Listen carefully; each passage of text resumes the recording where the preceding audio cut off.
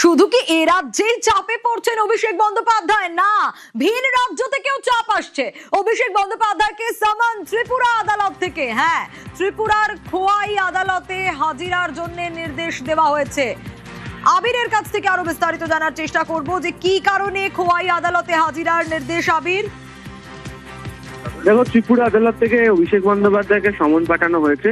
2021 সালে ভোট পরবর্তী সময় ত্রিপুরার খোয়াই থানায় একটা অভিযোগ দায়ের করা হয়েছিল এবং ওই মামলাতে অভিষেককে ডাকা হয়েছে। সে ছাড়াও আরো দুজনকেও ডাকা হয়েছে বলে জানতে পারছি। আগামী 22শে জুন তাকে খোয়াই আদালতে সশরীরে হাজিরা দেওয়ার নির্দেশ দেওয়া হয়েছে।